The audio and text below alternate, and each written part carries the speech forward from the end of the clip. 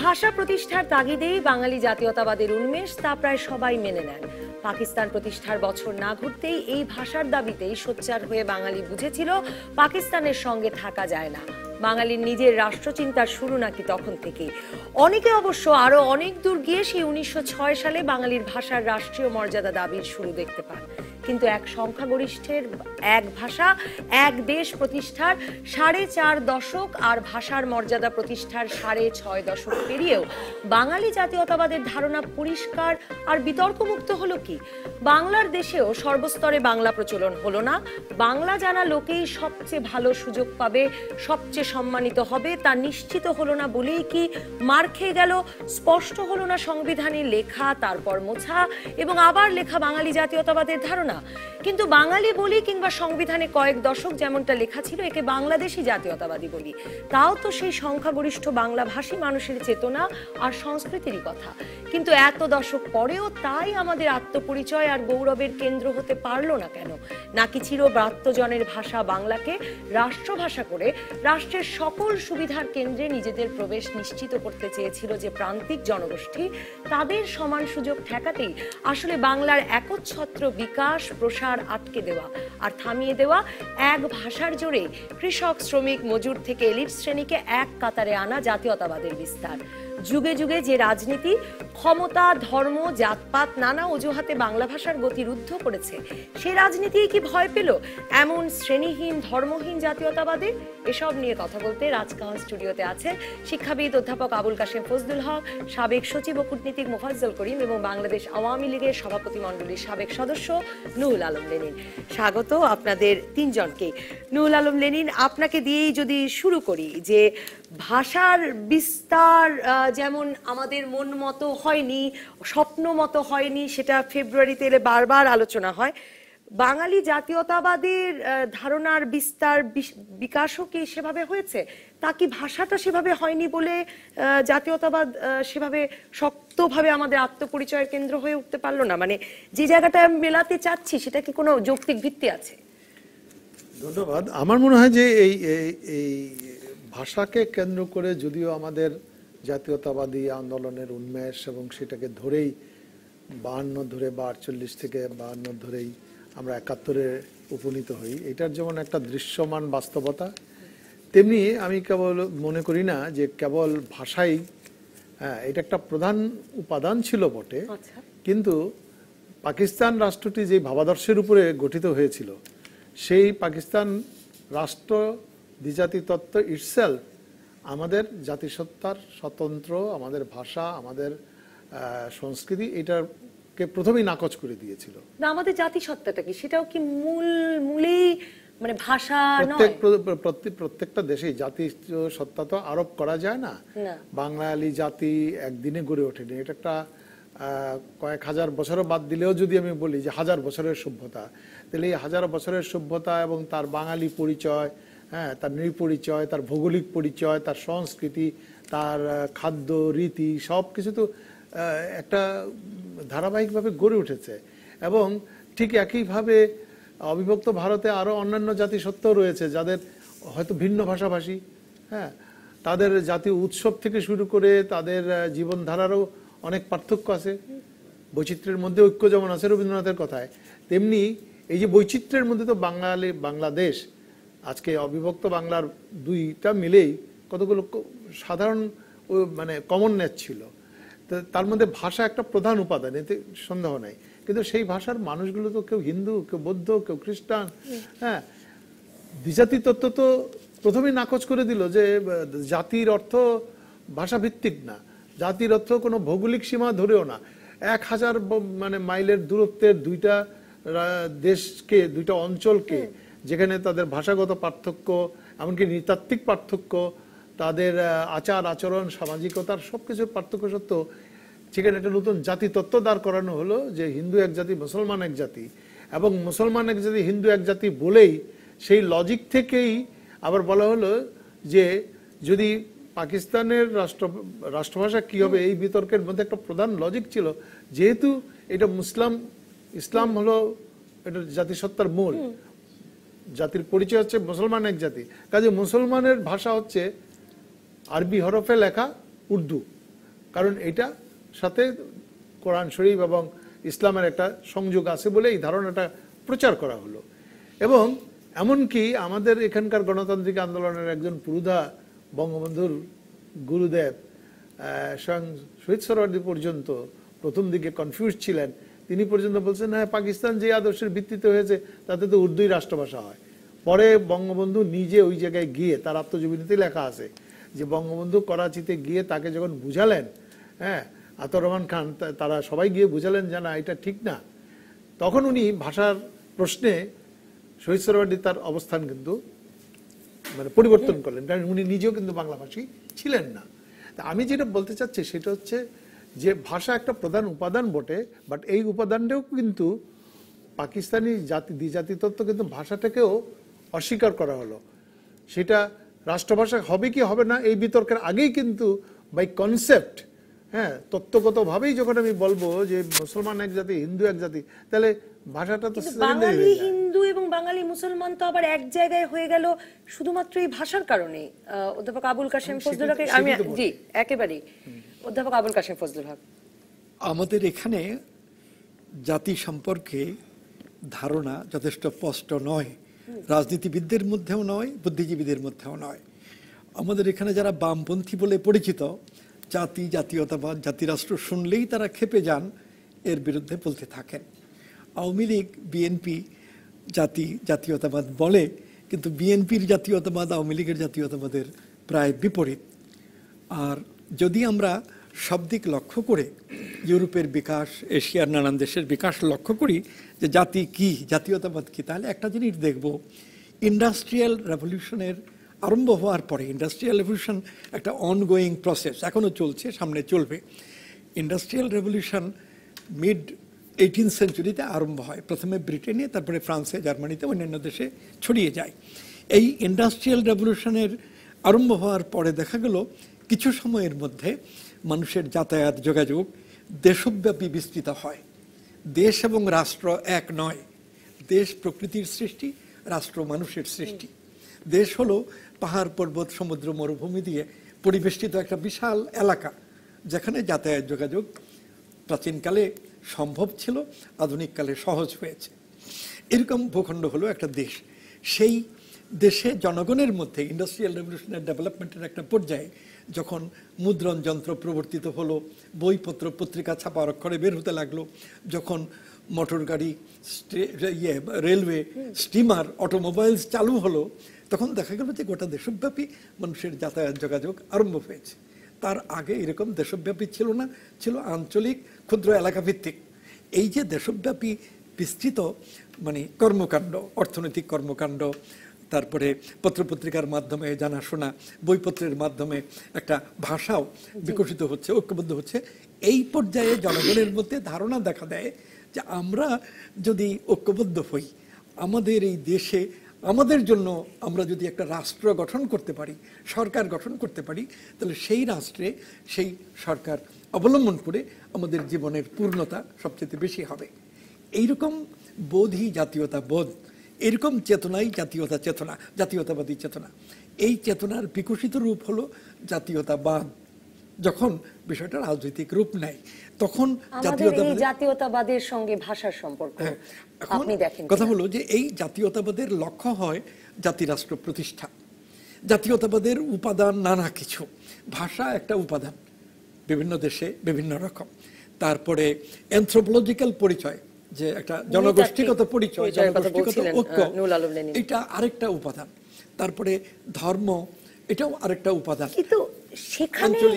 কিন্তু সেখানেই আমাকে আসলে ভীষণ মানে আমার মনে হয় যে ভাষাই তো একেবারে মূল মানে জায়গা হয়ে ওঠে বাঙালির জন্য, কারণ বাঙালি তো সেভাবে বললে সংকর জাতি। বাঙালি অবশ্যই ভাষা সবচেয়ে বড় উত্তেজক হিসেবে কাজ করেছে, বিশেষ করে বাংলাদেশ প্রতিষ্ঠার প্রক্রিয়া। এই শব্দটি নিয়েই যদি আমি আসি, কারণ মোফাজ্জল করিম মানে এছাড়া তো বাঙালির মিলের জায়গা খুব কম ছিল। মানে আমরা যদিও মানে আমরা এক ভাষায় কথা বলি, এক ভাষায় হাসি কাঁদি, এক ভাষায় গান গাই, এছাড়া আসলে তো মানে আমাদের মানে জাতি, সংকর জাতি, আমাদের শ্রেণী ভেদ সমাজে খুবই প্রকট ছিল। মানে সকল দিক থেকেই আসলে আর কোনো দিকে সেরকম করে কি মিল পাওয়া যায়?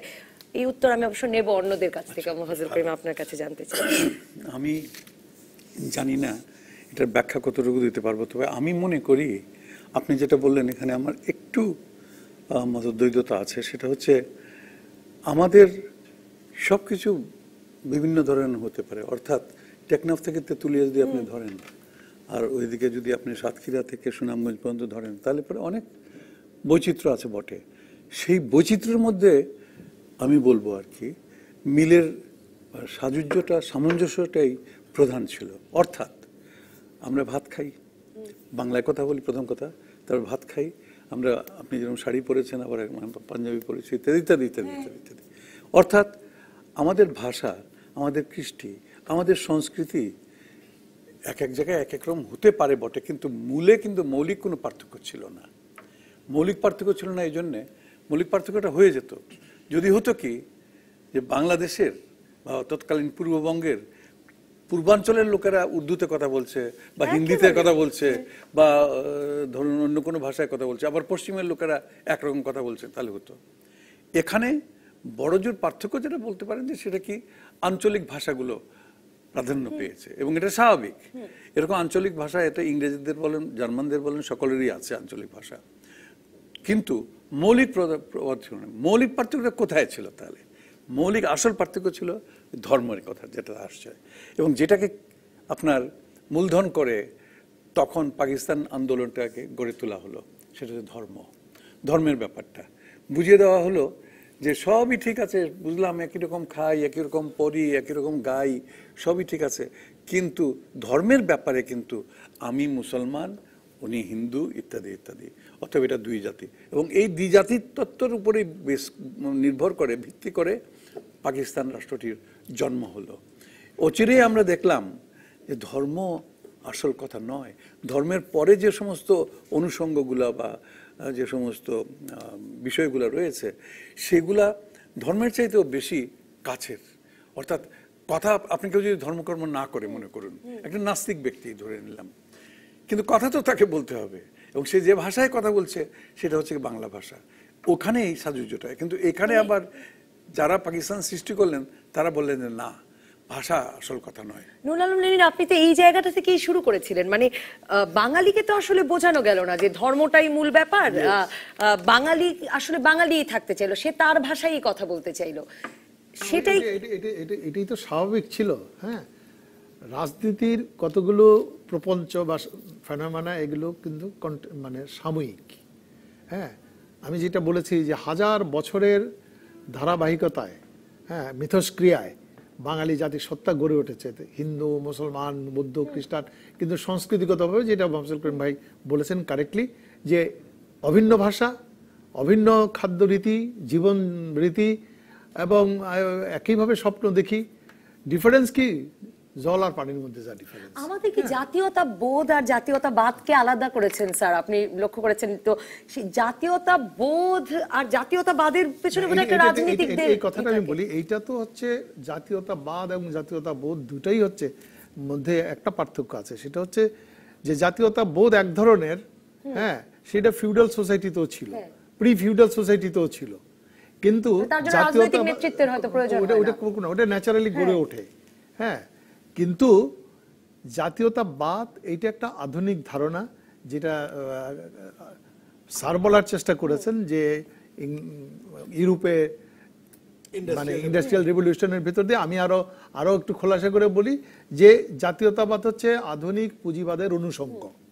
হ্যাঁ, এবং তখন ক্যাপিটালিজমের বিকাশের কারণেই প্রয়োজন ছিল ক্ষুদ্র ক্ষুদ্র এই যে ছোট ছোট রাজ্য ছিল যেগুলো, সেখানে বাজারের জন্যই বড় দরকার ছিল, কারণ ইন্ডাস্ট্রিয়াল রেভলিউশন তো মার্কেটকে এক্সপান্ড করে দিল। তা এক্সপান্ডেড মার্কেটে ভিন্ন ভিন্ন রাজা, এই রাজার 10 মাইল দূরে আরেক রাজ্যে গেলেই ট্যাক্স বসবে।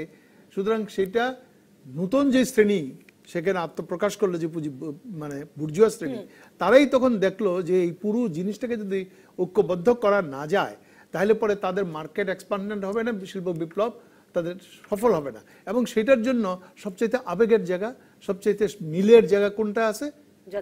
জাতীয়তাবাদ এবং যেহেতু অভিন্ন ভাষাভাষী এই অঞ্চল, জার্মানিতে এই ঘটনা ঘটেছে, অন্যান্য জায়গায় ঘটেছে, এবং তারা এই অভিন্ন ভাষাভাষী অঞ্চলকে একটা রাষ্ট্রে পরিণত করার চেষ্টা করেছে।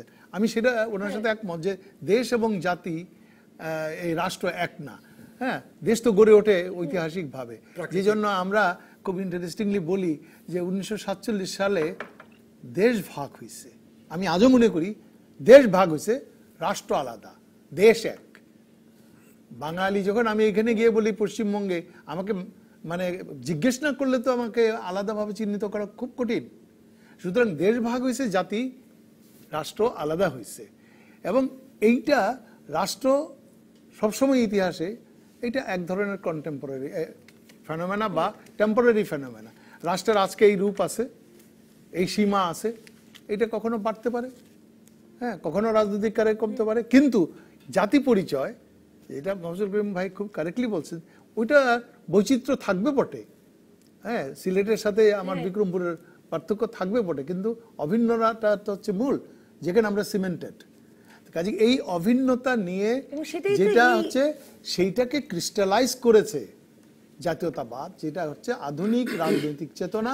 এবং এই জাতীয়তাবাদকে কৃত্রিমভাবে যখন এটাকে ধর্মের নামে জাতীয়তাবাদ দেওয়ার চেষ্টা করা হলো, তো ওই কৃত্রিম জিনিস তো বেশি দিন টিকে না, এবং সেটা টিকে না বলেই হ্যাঁ আমরা তার প্রতিবাদ করেছি। বাট প্রতিবাদের ওই যেটা বললাম যে রাষ্ট্রভাষাকে কেন্দ্র করে শুরু হলেও আমার মনের মধ্যে তো তখন পাকিস্তানের খোয়াব, এবং এই পাকিস্তানে পেলে বাঙালি মুসলমান কেবল রাষ্ট্রভাষার অধিকার হারাপ পাবে না, পাকিস্তান পেলে সে চাকরি বাকরি সব জায়গায় তার সম অধিকার সে পাবে। এবং এই যে এটা যখন সে দেখলো যে 5 বছরের 2 বছরের মধ্যেই সে বঞ্চিত হচ্ছে, কেন্দ্রীয় মন্ত্রিসভা গঠিত হচ্ছে 3 জন বাঙালি, পাকিস্তান মন্ত্রিসভার মধ্যে প্রথমে 3 জন বাঙালি, আর বাঙালি নাই, পরে সেনাবাহিনী, সরকারি চাকরি, ব্যবসা, তারপরে দেখা যাচ্ছে যে সে উর্দু দিচ্ছে, এবং সেখানে বাঙালির কোনো ভাগ নাই। সুতরাং সেখানে হচ্ছে মৌলিক কারণ হচ্ছে সামাজিক অর্থনৈতিক। আমি একটা বিরতির পর অধ্যাপক আবুল কাশেম ফজলুল হক আপনার কাছে এসে জানতে চাইবো যে জাতীয়তাবোধ আর জাতীয়তাবাদের প্রশ্ন আপনি তুললেন, যে এটা কি আসলে স্বাভাবিক সামাজিক অর্থনৈতিক প্রয়োজনে এবং আমাদের তীব্র জাতীয়তাবোধ থেকেই জাতীয়তাবাদের উদ্ভব এই বাংলায়, নাকি এর পেছনে রাজনৈতিক নেতৃত্ব, রাজনীতি ছিল? দর্শক থাকুন রাজকাহনে। ফিরে এলাম রাজকাহনে। অধ্যাপক আবুল কাশেম ফজলুল হক, আপনি জাতীয়তাবোধ থেকে জাতীয়তাবাদের দিকে যাত্রার কথা বলছিলেন, এই দুটোকে আলাদাও করছিলেন। বাঙালির যে জাতীয়তাবোধ, সেটা কি একরকমের স্বতঃস্ফূর্ত, মানে জাতীয়তাবোধ তো বোধহয় স্বতঃস্ফূর্তই আসে, সেটা থেকে জাতীয়তাবাদের পথে যে যাত্রা, সেটাও কি স্বতঃস্ফূর্ত ছিল, নাকি সেটার একটা রাজনৈতিক নেতৃত্ব ছিল? যে কালে এসে একটা ভৌগোলিক এলাকায় জনগোষ্ঠীর মধ্যে জাতীয়তাবোধ দেখা দেয় এবং পর্যায়ক্রমে জাতীয়তাবাদ বিকশিত হয়, সেই সময়টায় আমাদের দেশ ব্রিটিশ শাসনের অধীনে ছিল, এবং আমাদের জাতীয় সমস্ত বিকাশের পেছনে কোনো না কোনোভাবে ব্রিটিশ সরকার কাজ করেছে। ইংরেজরা পলাশির যুদ্ধের সময়ই লক্ষ্য করেছে, পরে আরও বেশি লক্ষ্য করেছে যে ভারতবর্ষের মানুষ, বাংলার মানুষ হিন্দু এবং মুসলমান দুইটা বড় ধর্ম সম্প্রদায়ে বিভক্ত।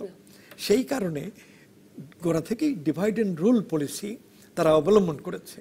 পলাশির যুদ্ধের সময়ও তার কিছু কিছু মানে ছিল, এই উপাদান পাওয়া যায়, ঘটনা পাওয়া যায় যেখানে ধর্মকে ইংরেজরা ব্যবহার করেছে। নিজেদের দুর্বলতার কারণেই ইংরেজদের হাতে ক্ষমতা গেছে, কিন্তু তারপরেও ইংরেজরা ক্ষমতা নিতেও চেয়েছে। যাই হোক, যখন জাতীয়তাবাদ দেখা দেয়, অল ইন্ডিয়া কংগ্রেস গঠিত হলো জাতীয় স্বাধীনতার জন্য, জাতীয়তাবোধ একটু একটু করে দেখা দিচ্ছে। দেখা গেল যে স্যার সৈয়দ আহমদ খান কংগ্রেসে আসলেন না, মৌলানা আজাদ সোবহানি, মৌলানা হাসরত মাহানি, যারা তখন ভারতে মোটামুটি পরিচিত ফিগার ছিলেন, তারা কেউই কংগ্রেসে আসলেন না, আসতে চাইলেন না। দেখা গেল যে কংগ্রেসের যারা খুব বড়, কংগ্রেসের না শুধু ভারতের আধুনিক রাজনীতির বড় নেতা, অসাধারণ জনপ্রিয়, যেমন বাল গঙ্গাধর তিলক, তিনি তো হিন্দুত্ববাদী ছিলেন, হিন্দুত্বের আদর্শ মানবতাবাদ ছিল তার মধ্যে, কিন্তু হিন্দুত্ব। তারপরে লালা লাজপত রায়, ভারতীয়ত্ব মানবতাবাদ ছিল কিন্তু মূলত হিন্দুত্ববাদী। মহাত্মা গান্ধী, যার কথা এত করে লোকে বলে, আমরাও তার মহত্ব স্বীকার করি সমস্ত মানে অনৈতিক সত্ত্বেও, গান্ধী তো হিন্দুত্ববাদী ছিলেন, হিন্দু আদর্শ প্রচার করেছিলেন। কাজেই আমরা আগে থেকে সেই সৈয়দ আহমদের খান থেকে ভারতবর্ষের রাজনীতি বা রাজনৈতিক চেতনার বিকাশ যদি লক্ষ্য করি, তাহলে হিন্দু এবং মুসলিম এই দুই কমিউনিটি আলাদাভাবে স্বতন্ত্রভাবেই এগিয়েছে। বাঙালি নেতাদেরকে কেন বোঝানো গেল না সেটা, যে মানে হিন্দুর রাষ্ট্রে মিলে না যাওয়া যায় বা মুসলমানের রাষ্ট্রে মিলে যাওয়া যায়? মানে ফ্যাক্টরও ছিল, যেমন জমিদারি ব্যবস্থা ইংরেজ আমলে যেভাবে হয়েছে, প্রায় সব জমিদার ইংরেজ, মুসলমানরা কৃষক প্রজা। অল্প কিছু মুসলিম জমিদার আছেন যারা মূলত উর্দু ভাষায় কথা বলেন, যারা বহিরাগত বলে নিজেদের পরিচয় দেন, নিজেদেরকে আত্রাফ বলেন এবং দেশি মুসলমান আশরাফ বলেন, আর বাংলায় যে মুসলমানরা কথা বলেন তাদেরকে আত্রাফ বলেন। এরকম বিভাজন ছিল। এখন ঘটনা এই যে এই যে হিন্দু জমিদার মুসলমান প্রজা চাকরিতে ইন্টারভিউ দিতে গেলে হিন্দুরা কমিউনিটিতে থাকেন, মুসলমানকে চাকরি দেয় না, এরকম অনেক দৃষ্টান্ত তখন দেখানো হয়েছে। কাজেই বিষয়টা হিন্দু ধর্ম এবং ইসলাম ধর্ম ছিল না, বিষয়টা ছিল হিন্দু এবং মুসলমান। হিন্দুরা সামাজিক অর্থনৈতিক, তারা কর্তৃত্বশীল, মুসলমানরা পশ্চাৎবর্তী। আমরা চাকরি বাকরি ব্যবসা জমিদারি সবটাতেই বঞ্চিত। এই বঞ্চনার বোধটা প্রচার করা হয়েছে রাজনৈতিকভাবে এবং সাম্প্রদায়িক চেতনা, হিন্দু সম্প্রদায় মুসলমান এই সম্প্রদায় চেতনা বিকশিত হয়েছে। এবং এইটাকেই কংগ্রেসের এক পর্যায়ে মুসলিম লীগ আত্মপ্রকাশ করেছে। কেউ বলেন না ঠিক একই সময়ে হিন্দু মহাসভাও আত্মপ্রকাশ করেছে। হিন্দু মহাসভা মুসলিম লীগ মানে একই বছর, একটা অন্যটার সঙ্গে খুব রিলেটেড, এবং কেবল মুসলিম লীগ দেখলে আমরা পুরো পিকচার পাই না। তো এইভাবে সাম্প্রদায়িকতাবাদ ডেভেলপ করলো, ইংরেজদের ভাষায় কমিউনালিজম, কমিউনালিটি ইত্যাদি নানান কিছু। অক্সফোর্ড পুরনো ডিকশনারিতে দেখা যাবে কমিউনালিজম শব্দটা আছে। তাতে বলা হয়েছে কমিউনালিজম হলো একটা মতবাদ যার মাধ্যমে নিজের সম্প্রদায়ের কল্যাণ চিন্তা করা হয়। অর্থটা ভালো, কিন্তু ওইখানেই লেখা আছে in Indian English communalism means Hindu Muslim hatred. এখানে হেট্রেড, কিন্তু ওইখানে সম্প্রীতি, এই ধরনের ব্যাপার আছে। এইগুলোর মধ্য দিয়ে আমাদের জাতীয়তাবাদ সাম্প্রদায়িকতাবাদে পরিণত হয়েছে। কিন্তু সেটা বাঙালির ক্ষেত্রে তো সেটা হয়ে থাকতে পারলো না নিশ্চয়ই। মানে বাঙালির ক্ষেত্রে হলো হোসেন শহীদ সোহরাওয়ার্দীর নেতৃত্বে এখানে মুসলিম লীগ অর্গানাইজড হলো, শেরে বাংলা ফজল হক এইসবের মধ্যে ছিলেন না, কোনো কোনো ক্ষেত্রে অভিমানী থেকে দূরে সরেছিলেন। খাজা নাজিমুদ্দিন এখানে বাঙালির নেতা হিসেবে কাজ করেছেন, জিন্না সাহেব এবং লিয়াকতউদ্দিন সাহেবের পকেটম্যান হিসেবে। এই পকেটম্যান শব্দটাই ব্যবহৃত হতো। সোহরাওয়ার্দী সাহেব একটা পর্যায়ে স্বাধীন বাংলা রাষ্ট্রের কথা বলছিলেন, তার ভাষায় দি স্টেট অফ বেঙ্গল, এবং বাংলা রাষ্ট্র হলে গোটা পৃথিবীতে অত্যন্ত গৌরবজনক রাষ্ট্র হবে। বাঙালির শিক্ষা দীক্ষা জ্ঞান বিজ্ঞান এইসবে যে অগ্রগতি, জগদীশচন্দ্র বসু রবীন্দ্রনাথ এদের কথা বলে তিনি বিবৃতি দিয়েছিলেন। কিন্তু এক মাস দেড় মাসের ব্যাপার, তার বেশি না। কাজেই ফেল করার পরে বলছেন, হ্যাঁ এইসব। তো কাজেই কমিউনালিজম এখানে বাঙালিদের মধ্যেও জয়ী হয়েছে। কমিউনালিজম জয়ী হলে কি আসলে বাংলাদেশ হয়? মানে আমি এই উত্তর জানতে নুরুল আলমের কাছে আসব। কিন্তু পাকিস্তান প্রতিষ্ঠার পরে পরাজিত হয়েছে সেই কমিউনালিজম। মানে মুফাজ্জল করিম, মানে বাঙালি তো আসলে হিন্দুর জন্য এক রাষ্ট্র, মুসলমানের জন্য এক রাষ্ট্র, বা হিন্দু আর মুসলমানের রাজনীতিতে লীন হয়ে যেতে পারলো না। দেখুন, যে প্রেক্ষাপটটা প্রফেসর ফজল বর্ণনা করলেন, এটা ভুলে গেলে চলবে না। আপনার ইংরেজ আমলের এই যে 200 বছরের রাজত্ব, ওই রাজত্ব সময়টা তো বাস্তব সত্য, মুসলমানরা বিভিন্নভাবে নিগৃহীত হয়েছে, শুধু বঞ্চিত না, নিগৃহীত পর্যন্ত হয়েছে। এবং এটার মূল কারণটা ছিল যে তারা ইংরেজি শিক্ষার মোটেই গ্রহণ করেনি প্রথম পর্যায়ে। যখন তাদেরই ভাই, তাদেরই প্রতিবেশী একজন হিন্দু, সে সাগ্রহে সে ইংরেজি পড়েছে, ইংরেজিতে শিক্ষায় শিক্ষিত হয়েছে, জ্ঞান বিজ্ঞানের চর্চা করেছে, তারও কারণ আছে, কারণ তার জন্য অন্য বিকল্প সংস্কৃত জেনেছে, সে তো সেটাও দাপ্তরিক ভাষা হিসেবে একসময় ব্যবহৃত হয়েছে। বটে না, তার কিন্তু আসল দাপ্তরিক ভাষা ছিল ফার্সি, যেটা মুসলিম আমলে যেটা ছিল, মুঘলদের ভাষা যেটা ছিল। হ্যাঁ, আগেও ফার্সি ভাষায় এটা কিন্তু হিন্দুরা অবশ্যই এটা মনে প্রাণে গ্রহণ করেনি, বা সেই জন্য তারাও বঞ্চিত বোধ করেছে ওই আমলে, মোগল পাঠান আমলে। এখন ইংরেজ আমলে গিয়ে যখন দেখা গেল যে রাজভাষাটা শিখতেই হবে, অতএব তারা খুব মনোযোগ সহকারে আগ্রহ সহকারে তারা শিখলো এবং ইংরেজদের কাছে প্রিয় পাত্র হয়ে গেল। এর সঙ্গে সঙ্গে আবার ইংরেজরা দেখলো যে এই দেশকে যদি আমি শাসন করতে হয়, তাহলে এই দুইটা জাতির মধ্যে আমি বিভেদ সৃষ্টি করে রাখতে হবে, ডিভাইড অ্যান্ড রুল করতে হবে, দুইটাকে ভাগ করে শাসন করতে হবে, একটা আরেকটার বিরুদ্ধে লেলিয়ে দিতে হবে। এর ফলে এই জাঁতাকলের মধ্যে পড়ে গেল মুসলিম অধিবাসীরা যারা, এবং মুসলিম অধিবাসী বেশিরভাগই ছিল পূর্ববঙ্গে, তারা তো এই অঙ্গেই ছিল। ফলে শেষের দিকে যখন এই একদিকে মুসলিম লীগের আন্দোলন শুরু হলো, মুসলিম লীগ বলতে চাইলো যে মুসলমানদেরকে আমরা এক পতাকা তলে নিয়ে আসব এবং মুসলমানদের যে সমস্ত বঞ্চনা, হতাশা ইত্যাদি দূর করব করে তারপরের দিকে গিয়ে বললো যে আমরা এর জন্য একটা পৃথক রাষ্ট্র বন্ধ করব। হুড়হুড় করে এসে সবাই সেখানে জয়েন করলো, যোগদান করলো। এটা খুবই স্বাভাবিক, যার পরিণতিতে শেষ পর্যন্ত 47-এ গিয়ে অবস্থা হলো। 47-এ যখন এটা হয়ে গেল তখন একটু চটকা মতো মানে কেটে গেল আর কি, একটা মানে হঠাৎ যেন আর কি একটা ধাক্কা খেলো, স্বপ্নভঙ্গ হলো। কি স্বপ্নভঙ্গটা হলো? দেখলো আরে দেশ তো পেলাম, বুঝলাম একটা স্বাধীন দেশ পেয়েছি, ইংরেজদের শাসনমুক্ত দেশ পেয়েছি, নাম পাকিস্তান, কিন্তু সেখানে তো আমি কোথায়? মানে আমি সেই আত্রাফি থাকলাম, আমি সেই যে বঞ্চিতই থাকলাম। কারণ এখন আগে যেখানে ইংরেজি শিক্ষা বা আগে যেখানে বিদেশি ইয়ে ছিল, জ্ঞান বিজ্ঞানের চর্চা ইত্যাদি ছিল মূলধন, এখন সেটা হয়েছে উর্দু।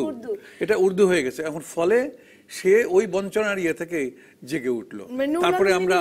তারপরে আমরা বোধহয় আসবো ভাষার ব্যাপারটা। নিশ্চয়ই নুরুল আলম লেনিন, মানে এখানেই তো আসলে মানে যে ব্রাত্যজনের ভাষা, মানে বাঙালি মুসলমান হিসেবে নিগৃহীত হচ্ছিল, তারপর বাঙালি হিসেবে যখন তার উপর নিগ্রহ শুরু হলো, মানে তার মানে সে যে তার আত্রাফ যে শব্দটি ব্যবহার করেছেন, সেই মর্যাদার কোনো পরিবর্তন হলো না, মানে সে আশরাফ হয়ে উঠতে পারলো না মুসলমানের দেশেও, পাকিস্তানে এসে। সেটাই তো স্বপ্নভঙ্গের কারণ, মানে সেখানেও তো একটা এই আশরাফ আত্রাফ কারণটাও হচ্ছে ভারতীয় সংস্কৃতিতে হিন্দু জাতি ভেদের যেটা ছিল তার একটা প্রতিফলন আবার এখানে ছিল। এবং এই কথাটাও ঠিক না, অনেক সময় ইতিহাসে এরকম মনে হয় যে চিরস্থায়ী বন্দোবস্ত হওয়ার ফলে সব মুসলমানরা বোধহয় তাদের জমিদারি হারালো। চিরস্থায়ী বন্দোবস্তের অনেক আগে এইটা যখন নবাব আলীবর্দী খার আগে ওই মুর্শিদ কুলি খার যে সংস্কার করে, সেই সংস্কারের সময় বাংলাকে যে বিভাজন করা হয়েছিল তাতে 56 জন জমিদারের প্রধান জমিদার, ছোট জমিদার না, 56 জন জমিদারের মধ্যে 7 জন ছিল বাঙালি, মুসলমান, আর বাকিরা ছিল, এবং ওরা স্যার যেটা বলছেন তারা ছিল বহিরাগত, এবং এই বহিরাগতরা ছিল উর্দু ভাষী। আর এখানে যে স্থানীয় যেই ইয়েরা ছিল, যারা পরবর্তীতে চিরস্থায়ী বন্দোবস্ত প্র্যাকটিক্যালি তার বেনিফিশিয়ারি হলো, তারা কিন্তু স্থানীয় উচ্চ বর্ণের হিন্দু। আচ্ছা, হিন্দু হোক আর মুসলমান হোক, ব্রাত্য বাঙালি সে সবসময় নিগৃহীত হয়েছে হিন্দু জমিদার দ্বারাও, মুসলমান জমিদারের দ্বারাও। কিন্তু এইখানে এই বিভাজনের যে রাজনৈতিক বিভাজনটা, সেইটার যেমন ঐতিহাসিক কারণ আছে, যে ইংরেজি শিক্ষা গ্রহণ করা না করা ইত্যাদি ইত্যাদি, এগুলো যেমন বললেন ওনারা, এইটার কিন্তু সূত্রপাত হয়েছে 1857 সালে প্রথম যে ভারতীয় স্বাধীনতা সংগ্রাম বলা হয়, সিপাহী বিপ্লব বলা হয়, যেটা হিন্দু মুসলমানের মিলিত প্রথম রাজনৈতিক উত্থান রাষ্ট্র ক্ষমতা পুনরুদ্ধারের জন্য। সেই উত্থান ব্রিটিশ সরকারকে তাদেরকে ভীষণভাবে শঙ্কিত করে, এবং এই শঙ্কিত করার পরে যে ডিভাইড অ্যান্ড রুল পলিসি যে শব্দটা, এইটাও কয়েনিং করা হয় কিন্তু 1857 সালের পরে। এর আগে পর্যন্ত এত বেশি হিন্দু মুসলমানের ভাগাভাগির মধ্যে তাদের মাথা ঘামানো ছিল না, কিন্তু হিন্দু মুসলমান মিলিতভাবে এখানে ব্রিটিশ শাসন উৎখাত করে দিতে পারে এই সম্ভাবনা 1857 সালে আর সকল অংশে এই হিন্দু মুসলমানের আলাদা রাষ্ট্র, হিন্দু মুসলমানের আলাদা রাজনীতি প্রতিষ্ঠা করা গেল, এখানে করা গেল না কেন? এটা আমি আসছি।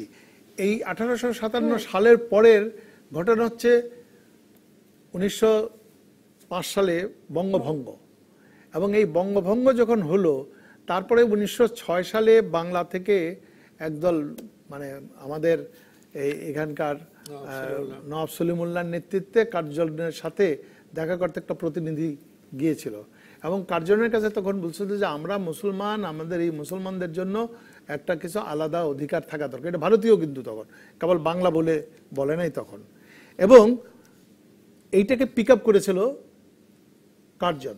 এবং 1906 সালে ভারত সচিব ব্রেট সাহেব তিনি লিখেছেন, এটা হান্টারের বইয়ে আছে, যে আমরা তখন ওই পয়েন্টটা ধরি এবং মুসলমান হিন্দুদের মধ্যে বিভাজনের জন্য ধর্মকে ব্যবহার করার এইটি একটি উত্তম সুযোগ ছিল, এইটাই আমরা ব্যবহার করি, যার পরিণতি হচ্ছে দ্বিজাতি তত্ত্ব।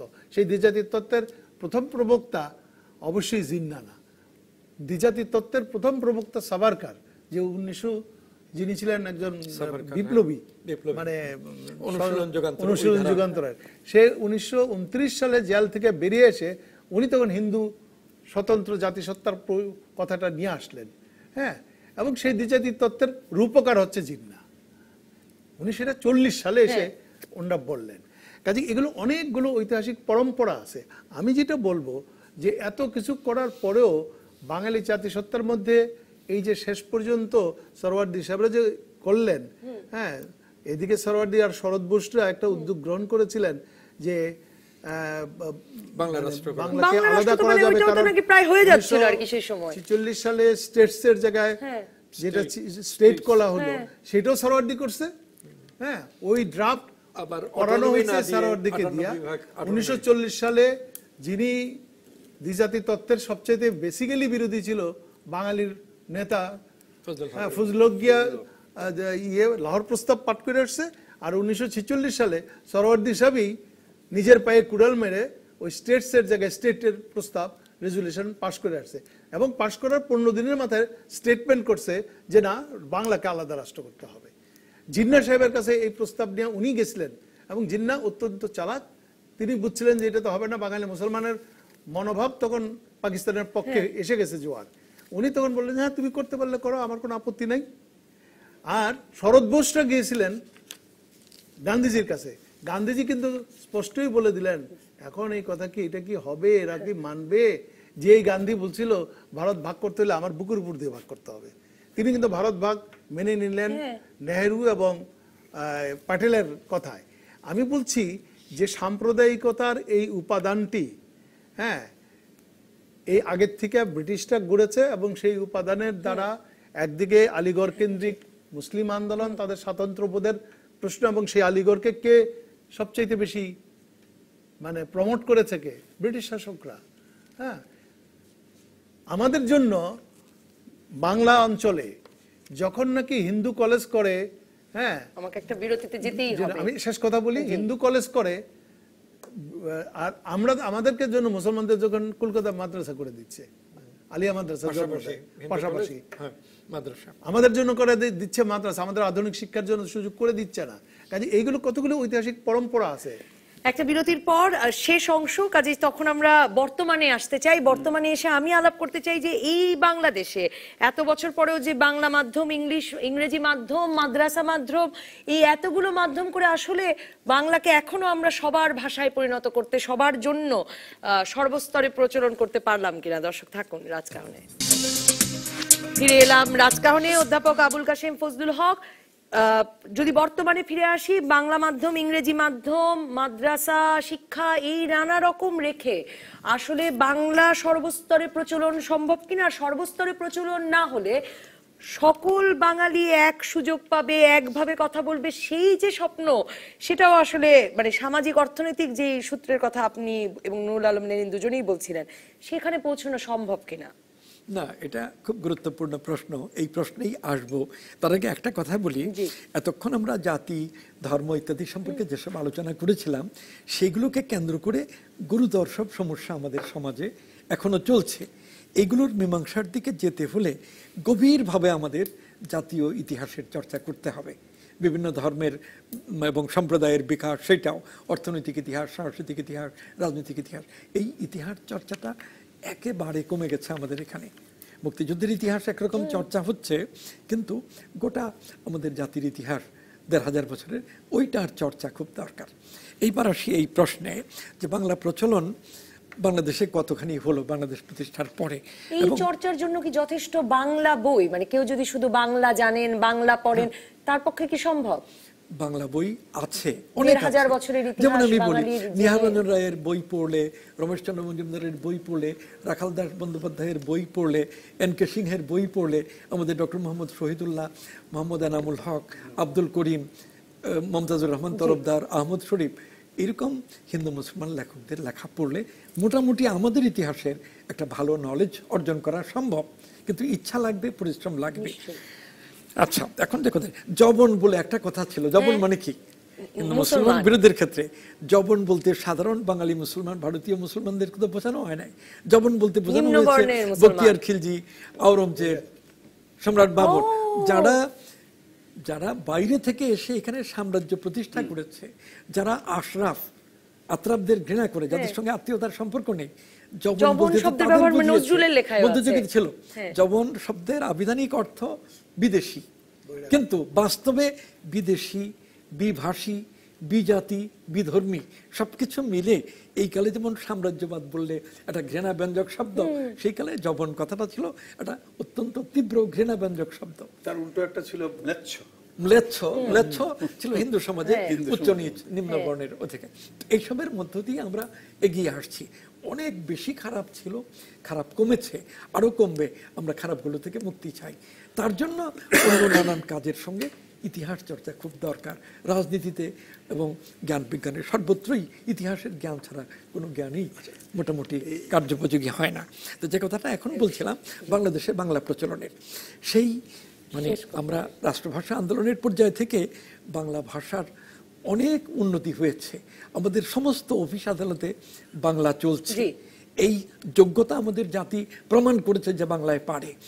তারপরে এই বাংলা একাডেমি থেকে 1960-এর দশকে, 70-এর দশকে অসাধারণ সব ভালো ভালো বই বাংলায় অনুদিত হয়ে অল্প সময়ের মধ্যে বেরিয়েছে। আমরা পারছি, এরকম আরো অনেক দৃষ্টান্ত আছে। কিন্তু সেই ধারাটা পরে তো আর রক্ষা করা হয়নি। এটা 1990-91 সন থেকে একেবারে কমে গেছে, বন্ধ হয়ে যাওয়ার মতো। এই ইতিহাস চর্চার বিষয়টাতে আমি একটু আলোকপাত করতে চাই একটা ব্যাপারে।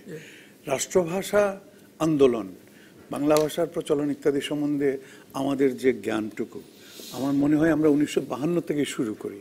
কিন্তু মজার ব্যাপারটা হলো 1947-এ যখন দেশটা ভাগ হলো, যখন ঠিক সেই মুহূর্তে কিন্তু এই দেশে এই দাবিটা উঠেছে। তখনকার যে মনীষীরা যারা ছিলেন কেউ কেউ, তারা উপলব্ধি করতে পেরেছেন যে একটা দুঃসময়ের সামনে আসছে যেখানে বাঙালি তার মুখের ভাষা হারিয়ে ফেলবে। আমি আপনাকে দুই একটা জিনিস উদাহরণস্বরূপ বলতে চাই। সিলেটে একটা অত্যন্ত পুরানো, সিলেটে আমার যেটা মাতৃভূমি, সিলেটে একটা অত্যন্ত পুরনো কাগজ আছে, তার নাম আল ইসলাহ, এখনো বেরোয়, আল ইসলাহ। এবং এটার সঙ্গে সরাসরি সম্পৃক্ত হচ্ছে ওখানে মুসলিম সাহিত্য সংসদ বলে একটি সংসদ। আচ্ছা, তো এই আল ইসলাহ পত্রিকার 1947, মাইন্ড ইউ, 1947-এর আগস্ট সংখ্যাতে সেখানে সম্পাদকীয় লিখলেন নুরুল হক সাহেব, খুব শ্রদ্ধেয় ব্যক্তি ছিলেন। ওইটার আজীবন তিনি ওটা ধরে রেখেছিলেন এবং ওটার সম্পাদক ছিলেন। নুরুল হক সাহেব ওটা সম্পাদকীয় লিখলেন এই বাংলা ভাষার উপরে। সেই 1947 ইংরেজিতেই আপনার নভেম্বর মাসে, অর্থাৎ তৎকালীন স্বাধীনতার 3 মাসের মধ্যেই মুসলিম সাহিত্য সংসদে এই নুরুল হক সাহেবের উদ্যোগে একটা সাহিত্য সভা হলো। সেখানে একটা প্রবন্ধ পাঠ করলেন জনাব মুসলিম চৌধুরী বলে একজন শিক্ষাবিদ, খুব নমস্য শিক্ষাবিদ। তিনি একটা প্রবন্ধ পাঠ করলেন, সেখানে বাংলা ভাষাকে রাষ্ট্রভাষা করা হোক সেই দাবি তুললেন। পরবর্তী পর্যায়ে ওই 30শে নভেম্বর, ওই একই মাসে আপনার সৈয়দ মুস্তফা আলী বক্তব্য রাখলেন সেখানে সরকারি আলিয়া মাদ্রাসাতে, মাইন্ড ইউ, কোথায় আলিয়া মাদ্রাসা, কোথায় আরবি শিক্ষা, কোথায় বাংলা ভাষা, সেখানে একটা সভা হলো এবং সেটারও উদ্যোক্তা ছিলেন, সংসদ ছিলেন। আমাদের শেষ করতেই হবে, আমিও শেষ করে দিচ্ছি। সেখান থেকে সেই ধারাবাহিকতা ধরে ধরে, আমি বলছি না যে সিলেটের পরে আর কোথাও কিছু হয়নি, সবখানে সিলেটেও হচ্ছে, তখনই 47-এই হচ্ছে। ও না, সিলেটেই প্রথম শুরু হয়েছে, 47 ইংরেজির আগস্ট মাসে শুরু হয়েছে। এবং তারপরে আমি গর্ববোধ করি আমি একজন সিলেটি হিসাবে। কারণ কি জন্য? আমাদের ভাষার মধ্যে বলা হয় কমলা লেবুর গন্ধ পাওয়া যায় উচ্চারণের মধ্যে। আমার উচ্চারণ খারাপ, আমি মানলাম, কিন্তু আমার যেটা ইতিহাস, ঐতিহ্য, আমার যেটা কৃতিত্ব, সেটা নিশ্চয়ই স্বীকার করতে হবে। নুরুল আলম লেলির একদম শেষ মন্তব্য, কিন্তু এই 3 ধরনের শিক্ষা ব্যবস্থা সর্বস্তরে না পৌঁছানো গেলে আসলে এলিট শ্রেণী আর প্রান্তিক মানুষের জন্য সমান সুযোগ নিশ্চিত করবার কোনো আশা আছে কিনা? আমি দুটো কথা বলি। একটা হচ্ছে যে আমাদের মুক্তিযুদ্ধের মুক্তিযুদ্ধ থেকে উৎসারিত যে চেতনা, যেটা বঙ্গবন্ধু 1970 সালের নির্বাচনী যে বক্তৃতা দিয়েছিলেন, সেখানেই তিনি বলে দিয়েছিলেন বাংলাদেশে কি শিক্ষানীতি তিনি চান। একটি অভিন্ন এবং সকলের জন্য একটি অভিন্ন শিক্ষানীতি, শিক্ষা ব্যবস্থার কথা 70-এর নির্বাচনে বলেছেন।